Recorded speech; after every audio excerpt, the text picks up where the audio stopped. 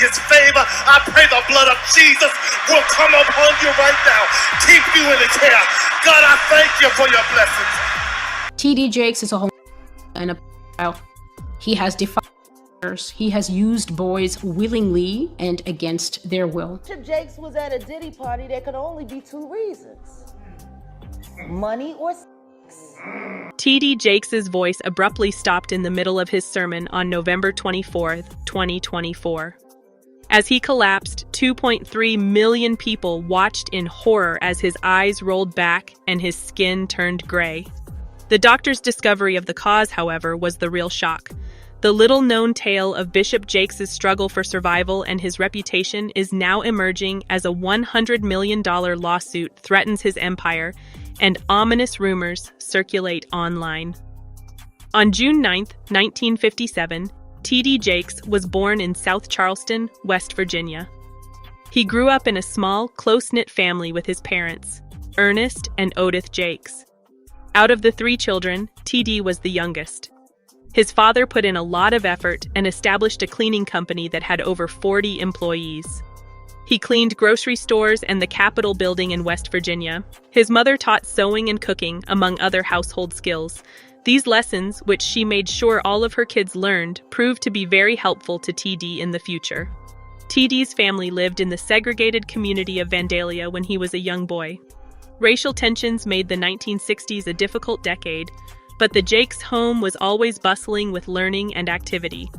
Life appeared to be going as usual, but when T.D. was just 10 years old, everything changed. His father developed severe kidney disease. T.D. assisted in caring for him for the next 6 years. Although it was a difficult period for the family, T.D. learned a lot about suffering and empathy from it. During this time, he frequently remained in his room and preached to his stuffed animals as though they were a large congregation at church. Because he always had a Bible with him and enjoyed discussing God, he was known as the Bible Boy. I mean, if Bishop Jakes was at a Diddy party, there could only be two reasons. Hey, Bishop Jakes, how are you? What's up, man? Man, it's so good to see you. It's better to see you. How you doing? All the champagne was spiked, son. Like, all the champagne was spiked. Everybody was passed the out. I don't drink, so I was playing that I don't drink. I smoke. Like, I smoke and I had my own weed, but like everybody was passed out. Yo, Diddy had that man in the room. Look, yes, I put my ear to the door and I brought the phone because Diddy started going in overdrive. I ain't know what the was going on, but I just heard balls slapping against cheeks. I heard struggling to take dick. I heard being like, yeah, daddy. Like when he started all that daddy this and daddy that, and then I heard some hollering and struggling. Like, yeah, I kept the phone. And I recorded all this because I was like, this Diddy rich. So I'm finna put the squeeze on. Even as a child, T.D. had a strong curiosity about God. He once discovered that even though it seems to be motionless, the earth is constantly in motion. While traveling with his father, he was moved by this and began to consider how God sometimes works in ways that are invisible to us. However, T.D.'s journey wasn't flawless. He had a period as a teenager when he lost his faith. When he began singing gospel songs at a party one evening, a significant event occurred. He fled the house because he felt the Holy Spirit so strongly. He was reminded of his purpose and brought back to God in that moment. After years of fighting kidney disease, T.D.'s father died when he was 16 years old. For him, it was devastating. In addition to feeling angry and perplexed, he began to doubt God. He needed to look after his family. T.D. left high school just 2 months before graduation to care for his mother after she became ill as well. Life was difficult, but he persisted. He became stronger and more sensitive to the suffering of others as a result of this difficult period. He felt called to become a preacher during this trying time. He had doubts and was still in pain, but he knew that this was what God wanted him to do. T.D. made a significant move at the age of 23 by founding his first church. With only 10 members, it was a modest storefront in Montgomery, West Virginia. The Greater Emmanuel Temple of Faith is what he called it. Life wasn't easy back then. T.D. supported his family and the church by working during the day at a chemical plant. Additionally helpful was his wife, Sarita, who worked as a DJ at a Christian radio station. Despite having little money, they managed to make it work. Their church was modest and uncomplicated. Even TD himself played the piano for the choir. He used to joke that they might have had 40 people on Easter Sunday if they included pregnant women and the dead. Despite the small size of the church, TD had a unique style of preaching that resonated with listeners. He offered people hope while discussing issues that exist in real life. As the church gradually expanded, TD hosted his first conference. In 1983, even though there were only 80 attendees, it marked the beginning of something much larger. His inspiring words of hope and healing would eventually reach thousands of people, particularly women in need of support. Bishop T.D. Jakes made a significant move in 1996.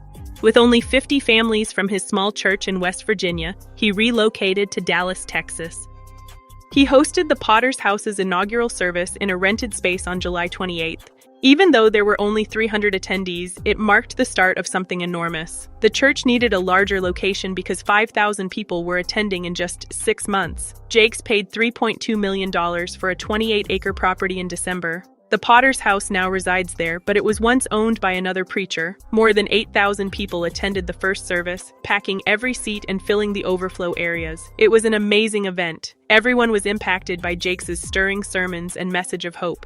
The church was expanding so quickly by 1999 that a new sanctuary was constructed. It cost $45 million and was enormous, measuring 191,000 square feet. It could accommodate 8,000 people when it opened in July 2000. Amazingly, the church only needed 4 years to pay off the debt. The Potter's House evolved into a movement that transformed lives worldwide, not just a church. The Potter's House grew at an incredible rate. The church had 10,000 members by the end of 1997. There were 20,000 2 years later. Due to high demand, they began hosting 3 Sunday services in 2000. More than 23,000 people came every week. People of all races and backgrounds were drawn to the church, reflecting Dallas's diversity. It was one of the biggest churches in America by 2005, with over 30,000 members. The Potter's House expanded, opening campuses in Denver and Fort Worth, among other locations. The church broadcast its service to various locations on New Year's Eve in 2010, reaching more than 40,000 people in a single night. By 2020, the church had campuses all over the United States, and 32,000 people attended on average each week. It rose to prominence as one of the nation's most significant churches. In addition to expanding the church, T.D. Jakes became a best-selling author and a filmmaker. Woman, Thou Art Loosed, his debut book, was published in 1993. It spent 75 weeks on bestseller lists and sold over 3 million copies. After becoming well-known as a writer thanks to that book, Jakes published more than 40 books and sold over 20 million copies. A few of his books even made it to the top of major bestseller lists. He made Woman, Thou Art Loosed into a film in 2004, which brought in $6.8 million at the box office. His production company, TDJ Enterprises, produced films such as Heaven is for Real and Jumping the Broom, which brought in over $100 million globally. Additionally, Jakes had a television show called The Potter's Touch that was seen by millions of people worldwide. He even started his own talk show in 2016. Later, he collaborated with Amazon to develop a streaming channel for his sermons and other content. Jakes created strong organizations as well. Beginning in 1995, T.D. Jakes Ministries gained notoriety for gatherings like Woman, Thou Art Loosed, which expanded into a sizable conference. In 2004, the Atlanta event drew more than 52,000 attendees. MegaFest, another event, increased local economies and attracted over 100,000 people. His company, TDJ Enterprises, expanded into a multi-division business that now includes real estate, music, movies, and books. The business revealed a $150 million real estate project in Atlanta in 2022. TDJ Enterprises was making more than $500 million annually by 2023. Time magazine named T.D. Jakes America's Best Preacher in 2001. This was a significant event. The article was published right after the 9/11 attacks when the country was in dire need of optimism. Jakes was commended by Time for his healing message and ability to connect with people. Jakes' book sold more copies, his TV audience expanded, and his fame increased as a result of the cover story. In addition to being a pastor, T.D. Jakes has served as an advisor to U.S. Presidents Donald Trump, Barack Obama, and George W. Bush. His leadership of the morning prayer service for Barack Obama's inauguration on January 20, 2009 was a significant event. Obama became the first Black president of the United States on this historic day. Jakes continued to work with world leaders, including King Abdullah of Jordan, President Rawlings of Ghana, and President Obasanjo of Nigeria. He was present when Pope Francis visited the United States in 2015 and at a White House dinner for African leaders in 2014. This demonstrates how Jakes affects the world and ties politics and faith together. Jakes founded Conversations with America in 2015, focusing on important topics like criminal justice reform and racial inequality. In a 2016 live forum, he discussed these concepts with Chris Matthews of MSNBC. Numerous prominent individuals, such as journalists and members of Congress, attended this event, which was broadcast live to an audience of more than 1 million people. This demonstrates how Jakes solves practical issues by fusing action and spiritual leadership. Jakes is well known in Hollywood as well. His production company has produced films that have brought in over $500 million globally. Jumping the Broom, which was one of his hits and the year's top comedy, was released in 2011. Another was Jennifer Garner's 2016 film, Miracles from Heaven. These films demonstrated that religious tales could be popular forms of entertainment. Even though it was brief, Jakes' 2016 talk show demonstrated his desire to reach a wider audience.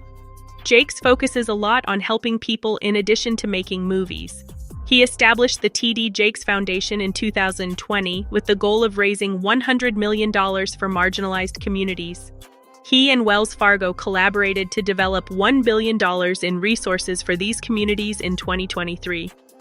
$9 million had already been distributed to 16 organizations by the beginning of 2024.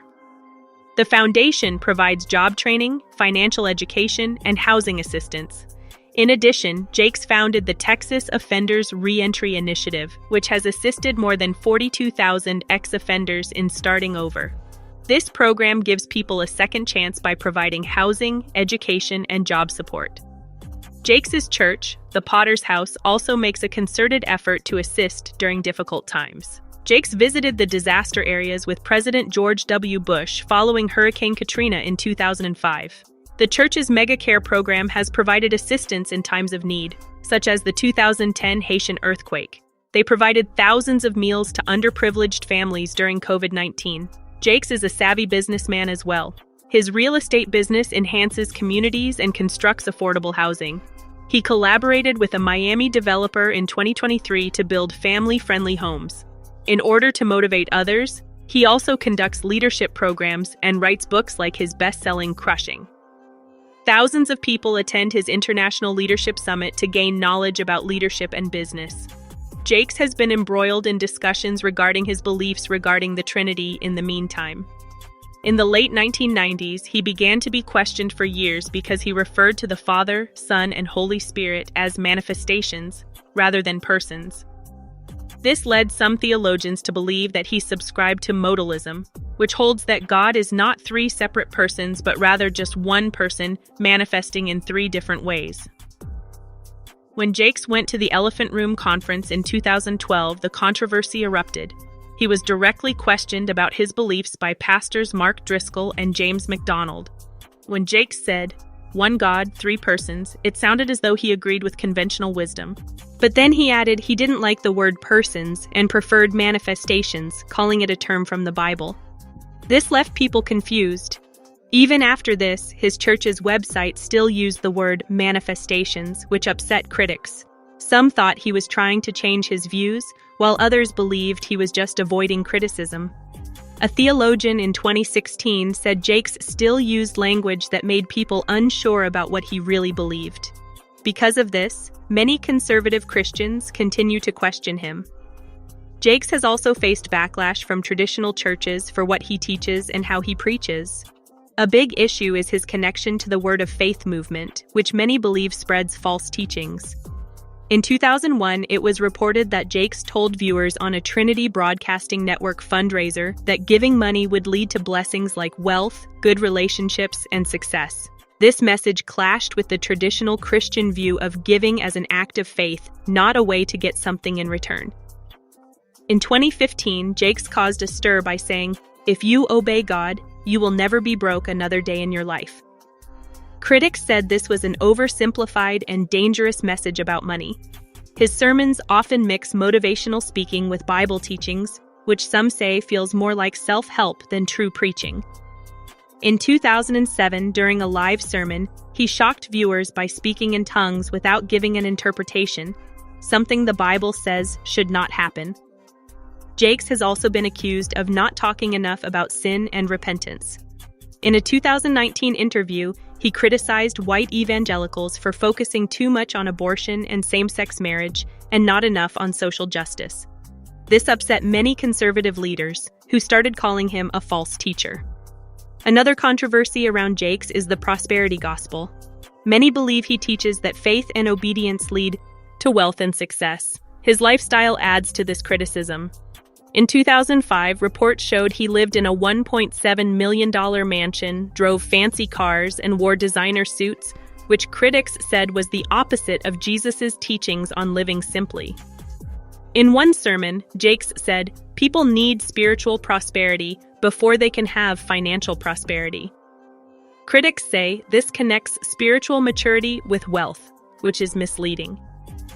A 2017 tweet from Jakes promised, "If you obey God, you will never be broke another day in your life." Stories have even surfaced of church members giving all their savings to the ministry and struggling financially afterward. Jakes denies being a prosperity preacher, but his actions, like starting a program to train 1,000 millionaires, make people question his motives. While he says his teachings aim to help people break free from poverty, many believe his message twists the gospel and benefits him more than his followers. T.D. Jakes' views on LGBTQ+ issues have changed a lot over the years, which has caused both praise and backlash. In the early 2000s, he called homosexuality brokenness and said it could be caused by bad parenting or abuse. But in 2015, during an interview, he surprised many when he said the Black church and LGBTQ+ community could coexist and that every church and gay person was different. Some people thought this meant he supported same-sex relationships, and the backlash was so strong that Jakes had to clarify he did not support same-sex marriage. In 2021, he criticized white evangelicals for focusing too much on issues like same-sex marriage and ignoring poverty and racial justice, showing a shift in his priorities. Jake then stated in a 2022 sermon that, while he did not specifically address LGBTQ+ issues, traditional gender roles no longer apply in the modern world. This demonstrated his willingness to question long-held beliefs. As a result, conservatives have turned away from him, but progressives and advocates for the LGBT+ community see him as becoming more tolerant. Bishop, T.D. On March 25, 2024, record producer Rodney Lil Rod Jones filed a lawsuit accusing Combs of heinous crimes, and Jake, the well-known pastor of the Potter's House in Dallas, was abruptly connected to a significant lawsuit involving music mogul Diddy. The claim on page 47 of the lawsuit, which shocked people, stated that he intended to use his relationship with Bishop Jakes to improve his public image after his ex-girlfriend Cassie Ventura accused him of abuse. Everyone was taken aback by this reference to Jakes, and it sparked speculation about his relationship with Combs.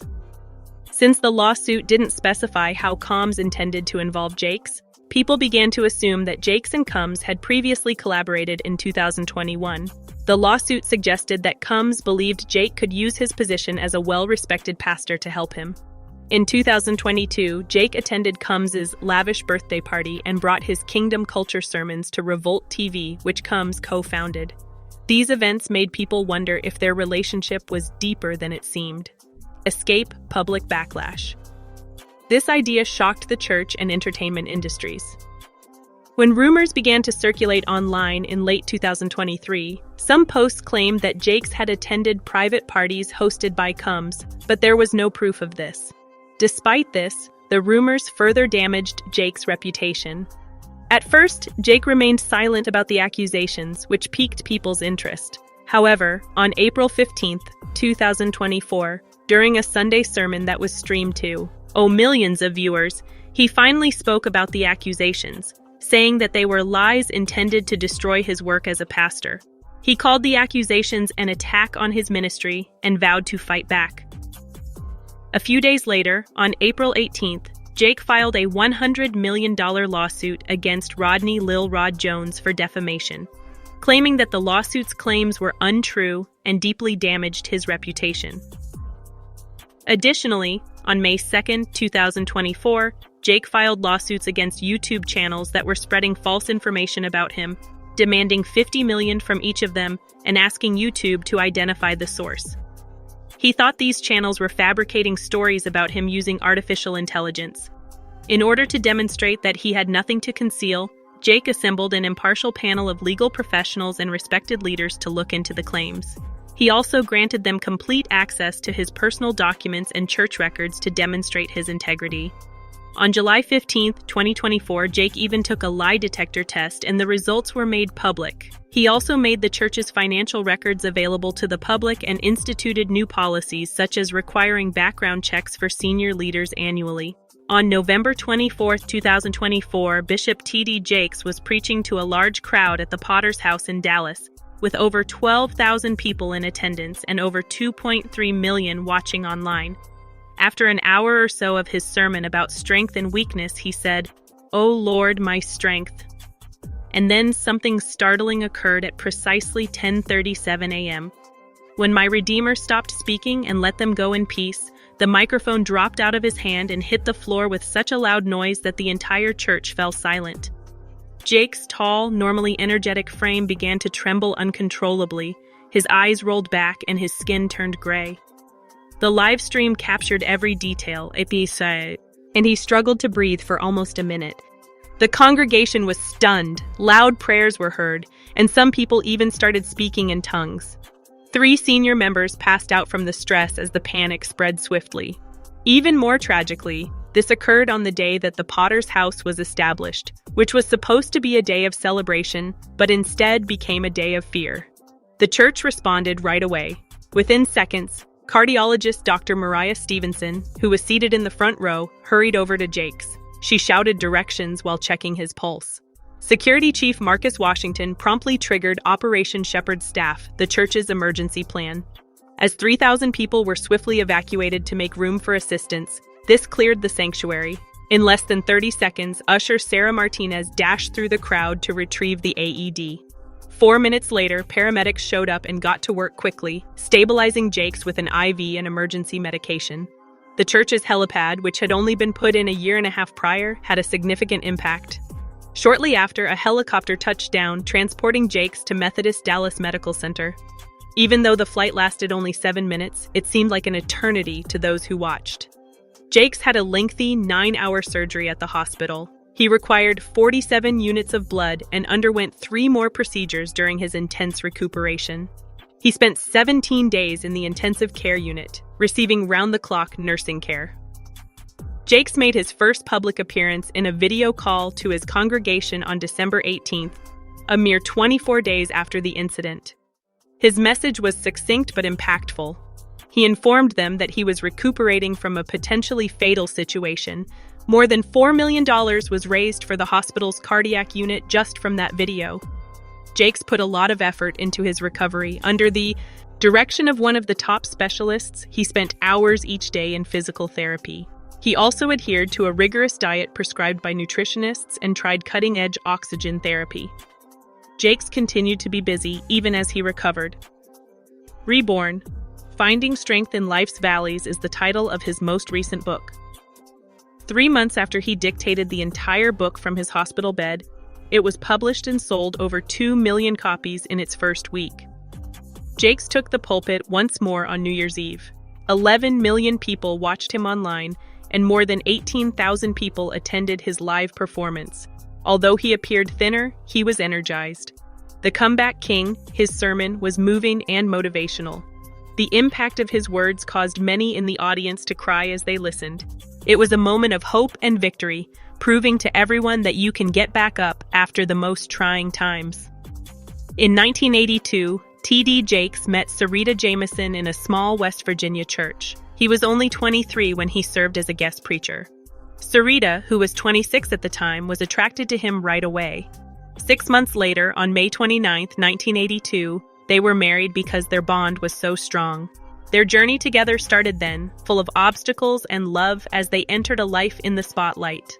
Sarah, Cora, Jermaine, Thomas Jr., and Jamar are the 5 children they have accumulated over the years. Having children is never easy, but raising them in public presents additional challenges. When their son Jermaine was arrested for indecent exposure in 2009, it made headlines. The family persevered through a difficult period. Their kids have performed well in spite of situations like this. Born in 1988, Sarah is now a well-known preacher, author, and mother of 6.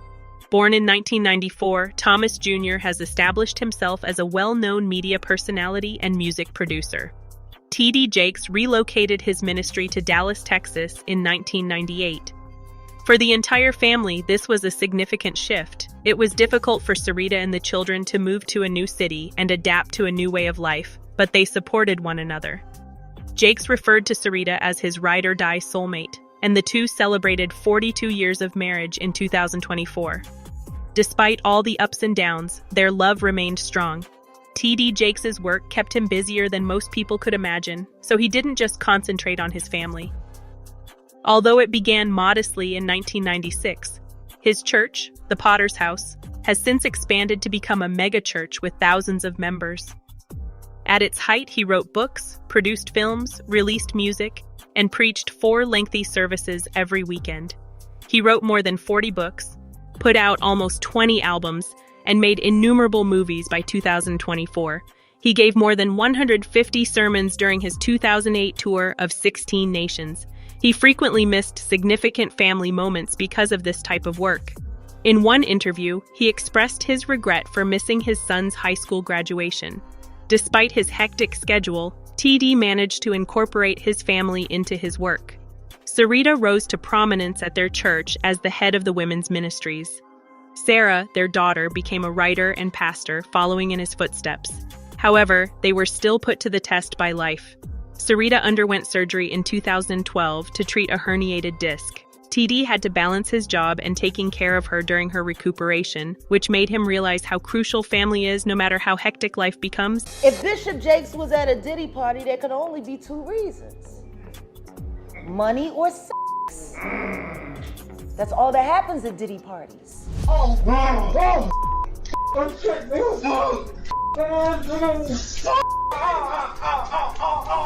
Is all catching hell in 2024. It's up for all of them. It don't matter if you Diddy or whoever you is. T.D. Jakes, any of them. All lies will be exposed. That's all. Well, he says, I'm the first person to pay Taraji P. Henson the most money she's ever made. And then we said, but did you pay her fairly? And then he said, I paid her more than she's ever made. What does that mean, brother? Remember when I said earlier, I've never seen so many cowards and black men in this business? I would have to put my brother Tyler Perry in that. See, when I see you do a clip and you go to T.D. Jakes' church, and I watch you write a check for $1 million in front of the congregation, and you give it to this man, was that for the congregation to give more money? Or was that really genuine? See, when no one's watching, who are you? To when everyone's watching. And we got a chance to see when no one was watching. Period. All of these big deviants is all catching hell in 2024. It's up for all of them. It don't matter if you Diddy or whoever you is. He would be found at any kind of Diddy party or any kind of place with Diddy unless it's in a business atmosphere. So I'm looking at him as a saint going to a party that ain't nothing but sin. Drinking, maybe fornication, man on man, woman on woman, he on she. But maybe he'd have to lay some hands on somebody. I have all the proof of Diddy's gay parties. When I tried to leak the proof, Diddy threatened to kill me. I also have videos of Diddy performing sacrifices. World-renowned Dallas pastor T.D. Jakes is named in a federal lawsuit against musician Sean Diddy Combs. It's filed by a producer that worked with Combs. It discusses how the singer planned to leverage his relationship with the bishop. What if I told you that a well-known black preacher who was known for his moral and religious teachings ruined the entire legal case of recording mogul Sean Diddy Cole? Indeed, precisely. Bishop T.D. Jakes reportedly brought evidence into the courtroom that could destroy Diddy's business forever. Hard, astounding proof, not rumors or speculation. You won't believe what this evidence shows, or why Jakes hasn't revealed it yet. Everything changed at this stage of the Diddy trial. For weeks, there have been countless stories on social media about raids, lawsuits, and leaked footage, but nothing could have prepared the courtroom for what happened when Bishop T.D. Jakes showed up. In a shocking and unexpected turn of events, TD, who is well known for having a great deal of influence in the religious community, provided the court with honest, devastating information that might have left Diddy with no other option. This isn't just another myth or conspiracy on YouTube. The documented evidence that connected Diddy to crimes was unknown to even his most loyal fans. In this video, the curtain is being drawn back. Just recently today, I've heard from 2 other victims that so it's just a lot to talk about, that experienced the same thing that I experienced. And I'm gonna lay my hands on you, Bishop. And he said, and then the is on the to that. He's doing all of this, right? And then there's a woman on the dais. You will learn the truth about the behind-the-scenes activities of this well-known scandal, how few people know about Jakes' relationship with Diddy. And that's when this case took a crazy turn. From secret recordings and celebrity betrayal to how this shocking discovery could permanently change Diddy's future, we'll analyze every facet. This story is more complicated than anyone could have imagined. Thus, buckle up. I promise you won't want to miss what happens next. Women who said that they had been abused, saying it happened decades ago, and they thought that they could look at the evidence in this case, which is about assault, and view it fair and unbiased based on what comes into the courtroom. And one woman who is proceeding said she was arrested when she was 16 for shoplifting at Harry Potter's World at Universal Studios. The judge asked her what she stole. She said it was a... Today in a New York federal courtroom, Sean Diddy Combs told the judge he was, quote, a little nervous. The rap mogul's criminal trial began this morning. He is trafficking, racketeering, and more. Working this album on has required so much time, months and at a time, 16 hours, 24 hours a day. Sometimes, Diddy will request certain works to be done and tell us don't go to sleep until it's done. And the truth is, we'll be up for days trying to accomplish that. I've tried to get my business straight with them on this album, but the truth is they're not playing fair. They hit me on below the belt on so many situations, just dealing with this. The contract that they gave me and the offer that they gave me was just disgusting. The producer fee, pennies, and on top of that, these guys are trying to steal my publishing. I can't go for that, so I'm fighting back. He's a fighter, but I'm gonna put in this fight. I gotta do it for myself, my rights, and most importantly, my kids. Taking my publishing or stealing it, I'm not gonna let that happen. This is where it gets interesting. For many years, Sean Diddy Combs ruled the entertainment sector, including business, politics, fashion, and even music. His name has been linked to success generation after generation, the multi-billion-dollar deals, the private jets, the lavish parties. Diddy was not just a business magnate, but also a movement. But beneath all the flashing lights and magazine covers, something darker was growing. Not even his followers wanted to admit it. Slowly, the fissures began. At first, there were reports of abuse by former employees. Then artists who had called him family began to turn away. The number of lawsuits started to rise. Then came the startling news. Numerous federal investigations, trafficking and racketeering reports, and NDAs that were used like duct tape to conceal stories have all been made. Additionally, when the federal government searched Diddy's homes in Miami and Los Angeles earlier this year, they sent a message. The officials had ceased their game. The strange part follows. Pictures of expensive cars and helicopters being towed away were all over the internet. In a courtroom, however, something much more important was happening in silence as an unexpected identity, Bishop T.D. Jakes, was about to come to light. Things took a strange turn at this point, leaving the gospel community and the legal community completely confused. Wait a minute, though, because what about the part where Jakes was even involved? It changes everything. The majority of people haven't even brought up Bishop T.D. Jakes and Sean Diddy Combs' close and lengthy relationship.